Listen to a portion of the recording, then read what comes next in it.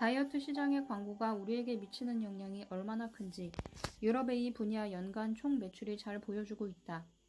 유럽 사람들은 체중 감량을 위한 다이어트 방법을 얻기 위해 1년에 930억 유로를 지출한다고 한다. 그런데 이런 방법으로 다이어트에 접근하는 것이 얼마나 비효율적인지 보여주는 자료가 있다. 2년 전 심리학학회 저널인 미국 심리학회지가 보고한 내용이 그것이다. 이 보고서는 시중에 알려진 다이어트 방법들에 대해 학자들이 학문적으로 검증하여 평가하고 그 방법에 따라 다이어트를 시도했던 사람들을 2에서 5년 동안 추적 연구한 결과를 밝혔다. 결과는 가히 충격적이었다. 어떤 종류의 다이어트법도 지속적인 체중 감량을 유지시켜주지 못했던 것이다. 처음에 각각의 방식으로 다이어트에 성공했던 사람들도 일정 기간이 지나면 다시 체중이 늘어났다. 뿐만 아니라 그들 중 절반 이상은 다이어트를 시도하기 이전보다 오히려 체중이 증가했다. 이것은 엄격한 자기 통제가 필요한 다이어트 방법이 체중 문제 해결책이 될 수 없음을 보여주는 것이었다. 그리고 자신을 통제하는 연습을 해본 것에 불과함을 보여주는 결과이기도 했다. 온갖 방식으로 시도를 해보아도 그 뿌리는 여전히 아무 영향도 받지 않은 채 그대로 남아있다는 것이다. 다이어트라는 주제를 이성적 차원에서 해결하려 할 때 음식을 제한하거나 금지하는 방법은 오히려 내면의 압박을 불러올 수 있다. 일반적으로 이런 압박은 역압을 부추기는 원인이 되기도 한다. 엄격한 자기 통제라는 수단은 결국 실패로 귀결될 수밖에 없다. 추가 한 방향으로 기울어지면 그 다음에는 반대 방향으로 되돌아가기 마련이다. 먹는 걸 엄격하게 금지하면 추는 그 반대 방향엔 폭식 쪽으로 기울 수밖에 없다. 때론 몇 시간 후 혹은 며칠 후 좀 더 길어진다면 몇 개월 후에 이런 현상이 생길 수 있음을 명심해야 한다. 이처럼 지속적인 해결 방법을 머리로 알고 있다 해도 이성은 우리 몸이 느끼는 감정과 아무 상관이 없다는 사실을 깨닫고 느끼지 않으면 아무 소용이 없다. 이 사실을 알아차리지 못한다면 우리는 전혀 보수할 필요가 없는 건축물을 고치는 꼴이 된다. 우리의 이성은 아무런 문제가 없다. 문제는 감정이다. 우리의 감정에 주의를 기울여 달라고 우리에게 요구하고 있다. 체중이 많이 나가던 시절 나 역시 체중 감량을 약속해준다는 기관을 찾아간 적이 있었다. 그곳 사람들은 포인트 시스템으로 확실한 체중 감량을 할 수 있다고 장담했다. 이에 시스템에 따라 훈련하고 난 뒤 얼마 지나지 않아 과연 체중이 줄었음을 확인할 수 있었다. 지금도 생생히 기억나지만 그때 나는 이렇게 외쳤다. 이제 드디어 해냈어. 하지만 문제는 시간이 지날수록 점점 더 포인트에 조종당하는 느낌이 들었다는 것이다. 포인트에 신경을 쓰면서 나는 체중이 줄기 전처럼 마음이 자유롭지 않다는 것을 느꼈다. 칼로리 대신 포인트를 계산하고 있는 나 자신을 발견했다. 칼로리 계산을 포인트 계산으로 바꾸었을 뿐 내 마음속의 긴장감은 여전했다. 누군가 내게 뭘 먹고 싶으냐고 물으면 제일 먼저 포인트를 생각했고 장을 보러 가서 음식물을 사거나 식사를 할 때에도 항상 포인트에 발목을 잡혔다. 나는 나 자신에 대한 책임을 이런 식의 도표에 떠넘기고 있었던 것이다. 포인트 시스템으로 원하는 체중까지 감량하고 난 후 나는 코치에게 물었다. 이제 체중 감량 목표에 도달했으니 이 시스템을 당장 그만두어도 되겠느냐고 말이다. 코치는 상냥한 목소리로 대답했다. 그만둔다고요? 아니요, 절대로 안 돼요. 그건 불가능해요. 이 시스템을 그만두면 곧 체중이 늘 거예요. 그러니 지금까지 해왔던 것처럼 계속해서 포인트를 계산하셔야 해요. 내 인생의 귀한 시간을 늘 통제해야 한다는 생각에 기분이 별로 좋지 않았다. 그래도 어쩔 수 없이 겨우 줄여놓은 체중을 유지하기 위해 계속 노력했다. 그런데 잘 되지 않았다. 몇 달이 지나니 포인트 생각이 슬그머니 줄어들었고 내 체중은 다시 늘어났다. 덩달아 그래 난 어쩔 수 없는 실패자야 라는 생각이 들었다. 다이어트 실패자들이 종종 경험하는 것처럼 말이다. 욕구와 허기 세미나에 참가하는 여성 다수가 이와 비슷한 경험을 했다고 이야기한다. 그들 역시 이런저런 방법으로 체중을 줄이는 데 성공했었지만 감량한 체중을 유지하는 데는 실패했던 것이다. 감량 후 시간이 지나면서 그들이 따라갔던 시스템으로부터 점점 멀어졌기 때문이다. 어떤 감량 방법으로 이름 붙여졌든 식사 개선으로 포장했든 엄격한 방법으로 규제했든 상관없이 결국은 모두가 하나의 다이어트일 뿐이었다. 감량 후 관리를 소홀히 하면 금세 체중이 증가한다는 것이다. 우리의 감정은 이성을 통해 오랜 시간 통제될 수 없다. 따라서 어떤 다이어트도 우리의 체중 문제를 완벽히 해결해주지는 못한다. 체중을 줄이려는 목표가 삶의 활력과 사랑을 찾기 위한 것이라면 모르겠지만 체중을 줄이려고 자신을 엄격하게 통제하거나 투쟁하려 해서는 근본적인 해결책이 되지 않는다. 스스로를 이해하지 못하는 감정, 자기 자신을 신뢰할 수 없는 그런 감정이야말로 참으로 고통스러운 것이다.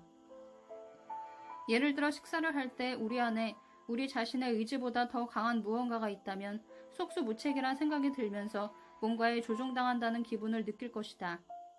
이건 정말 괴로운 일이다. 우리는 우리 자신에게서 도망칠 수 없다. 우리 내면의 적처럼 도사리고 있는 먹고 싶은 욕망과 함께 살아간다는 것은 너무나 고통스럽고 소모적인 일이다. 치유란 자신에 대한 책임을 이미 결정해 놓은 계획에 떠넘기는 것이 아니다. 자기 자신에 대한 감정과 신뢰를 내면에서 회복하는 것, 그것이 진정한 치유다. 날씬한 뚱보에 비해 함부르크에서 강연을 할 때였다. 참가자 중 한 명인 어느 고도비만 여성이 강연회에 날씬한 여자들이 참가한 것을 보고는 불만을 토로했다. 저렇게 많은 사람들이 자기가 마치 체중 조절에 문제가 있는 것처럼 행동하다니 정말 이해하지 못하겠어요. 누가 봐도 체중에 아무 문제가 없어 보이잖아요. 나처럼 과체중인 사람이 매일매일 얼마나 힘든지, 체중 때문에 얼마나 고민하는지 저 날씬한 사람들은 전혀 이해 못할 거예요. 그러자 날씬한 여성 2명이 나서서 자신들도 매일 전쟁을 치른다고 말했다. 그들은 현재의 체중을 유지하기 위해 얼마나 많은 것을 제한하고 신경 써야 하는지 털어놓았다. 이 또한 지칠 정도로 힘든 일이라면서 말이다. 어떨 때는 내 몸을 지탱하기 힘들 정도로 정말 아무런 힘이 없을 때도 있어요. 그러면 닥치는 대로 개걸스럽게 먹어요. 하지만 그럴 때마다 내 안에 통제자가 등장해 나를 미치게 만들죠. 제발 이런 상황에서 벗어나고 싶어요. 2 여인 중 1명은 폭식증이었다. 다시 말해 그녀는 식사 후 구토를 하면서 체중을 유지하고 있었고 그로 인해 그녀의 건강 상태는 매우 심각한 지경에 이르러 있었다. 그날 저녁 우리는 지금까지 우리 사회에서 그리 주목을 받지 못했던 주제를 만나게 되었다. 먹는 것에 아무 문제가 없어 보이는 극히 정상적인 체중을 가진 사람들의 고민에 대한 문제 말이다. 소위 날씬한 뚱보가 이렇게 많다는 사실은 아직까지 그렇게 널리 인식되고 있지 않다. 날씬한 뚱보들은 자신들의 체중을 엄격하게 조절하고 유지하는 사람들을 말하는데 운동을 중단하거나 통제가 느슨해지면 곧바로 살이 찌는 경우에 해당한다. 따라서 이들의 날씬한 상태는 자연스러운 결과가 아니라 인위적으로 만들어진 결과다. 본인들로서는 더없이 힘들고 피곤한 노릇이 아닐 수 없다. 욕과 허기 세미나 참가자 중에도 날씬한 뚱보가 드물지 않다. 실제로 내가 경험한 바에 의하면 자연적으로 날씬한 사람들은 그리 흔치 않은 편이다. 자연적으로 날씬한 사람이란 식사 조절을 할 필요가 없을 정도의 보통 체중의 사람을 말한다. 그들은 배고프면 먹고 싶은 것을 먹고 어느 정도 양이 차서 몸이 고맙지만 이제 배불러 라고 말하면 쉽게 식사를 중지한다. 이들은 음식에 대한 부담도 갖고 있지 않으며 식사 전이나 식사를 하는 동안 그 외에 스스로 압력을 가하면서 자신을 비평하는 방어 기제도 갖고 있지 않다. 배고픈 상황과 배부른 상황이 자연스럽게 등장하고 그 결정을 몸이 한다. 그런데 날씬한 뚱보들은 이와 다르다. 이들은 먹어도 좋다라든가 지금은 먹지만 나중에 운동을 해야 한다라든가 음식을 포기해야 한다라는 결정을 몸이 아니라 머리에서 한다. 몸이 할 통제를 머리가 대신하고 있는 것이다. 평생 자신의 체중과 싸우며 언젠가는 제발 엄격한 통제에서 벗어나길 바라는 날씬한 뚱보로 살아가는 사람은 생각보다 많다. 크리스티나도 그런 경우였다. 처음 만났을 때부터 그녀는 날씬한 뚱보였고 자신의 몸매를 흐트러뜨리지 않기 위해 엄청난 노력을 해왔다. 그녀는 몇 종류의 체중 관리 프로그램을 병행하고 있었다. 한마디로 몸매 유지를 위해 다른 것을 포기한 채 체중 관리에만 사활을 걸고 있는 상태였다. 얼마 전 파티에서 우연히 그녀를 만났을 때 그녀가 내게 건넨 말은 체중이 늘어서 속상하다는 하소연이었다. 지난 몇 달 동안 그녀는 일이 너무 많고 바빠서 운동할 시간을 도저히 낼 수 없었다고 했다. 그녀는 현재 자신의 살찐 몸매가 불편하기는 하지만 단지 자신이 원하는 체중을 만들기 위해 매일 운동으로 스스로를 혹사하고 싶은 생각은 추호도 없고 그럴 힘도 없다고 했다. 나는 그녀의 생각을 충분히 이해할 수 있었다. 그녀와의 대화는 아주 흥미롭게 진행되었다. 나는 그녀에게 다음과 같은 조언도 해주었다. 우리가 덜 움직이면 우리 몸에서 필요로 하는 에너지도 적어지고 더불어 배고픈 것도 덜하다. 그러니 우리가 음식을 먹도록 몰아가는 것은 절대로 신체적인 요구가 아니라고 말이다.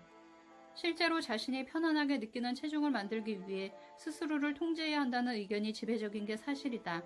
그러나 엄격한 규제 없이도 편안하게 체중을 유지하는 방법이 있다.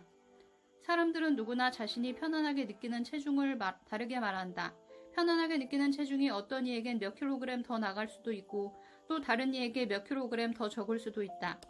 어떤 사람들에게는 36 사이즈, 스몰 사이즈, 한국의 55 정도 운기니가 될 수도 있고 또 다른 사람에게는 44 사이즈, 라지 사이즈, 한국의 77 정도 운기니가 될 수도 있는 것이다.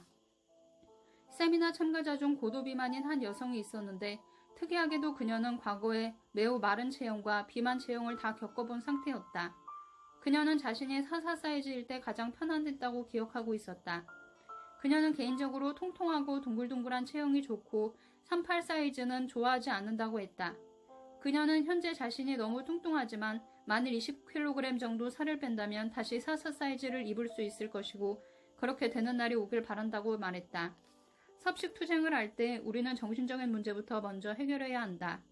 그래야 우리가 느끼는 자연스러운 체중에 도달할 수 있다. 그런 체중에 도달하면 더 이상 투쟁이 필요 없는 편안한 느낌을 받을 것이다. 날씬한 뚱보에 속하는 사람들로부터 받는 이메일과 전화 상담이 점점 늘어나고 있다. 그 중에 많은 사연은 주변에 자신의 고민을 말하면 먹는 문제, 섭식 문제에 대해 너무 과장하는 게 아니냐는 반응을 보여 참 속상하다는 내용이었다. 섭식장애로 도움을 청하러 상담실을 찾았는데 뚱뚱하지도 않은 분이 왜 찾아왔느냐고 묻는다거나 아니면 초콜릿 중독 등에 대한 혐의를 의심받아 쓸쓸하게 발길을 돌렸다는 이야기도 많았다. 최근 전화 상담을 요청해온 한 여인의 이야기를 해볼까 한다. 그녀 역시 날씬한 뚱보 유형이었다.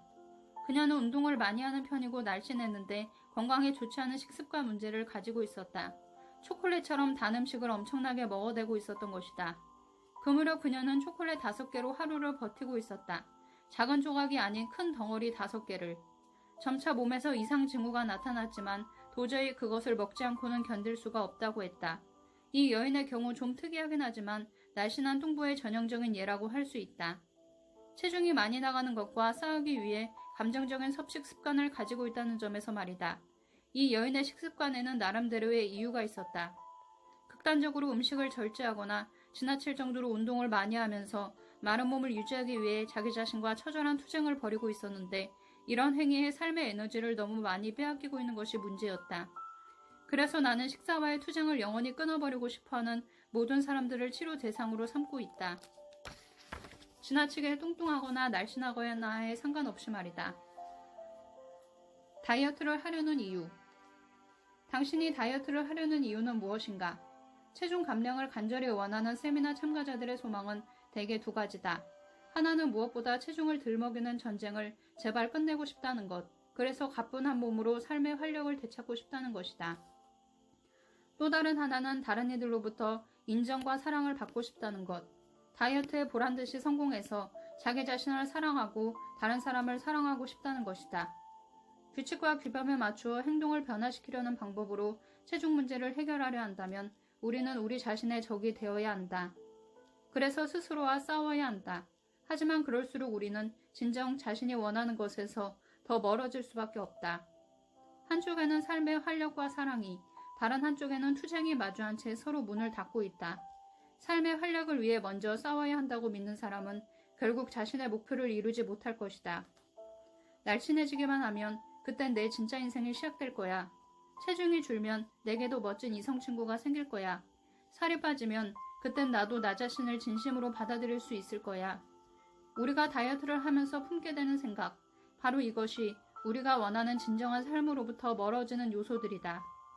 체중 감량에 성공할 때 비로소 우리 인생이 바뀔 수 있다고 믿는다면 우리는 상황에 따라 1년, 10년 혹은 그 이상의 세월을 그저 기다리고만 있어야 할지 모른다.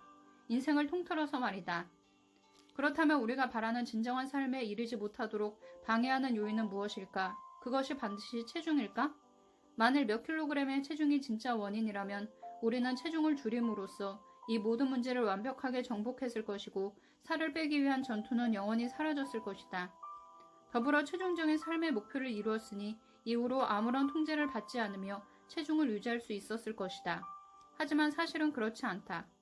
과거의 많은 다이어트 경험 속에서 지속적인 성공을 거둔 적이 과연 얼마나 있는가? 문제의 핵심으로 돌아가야 한다.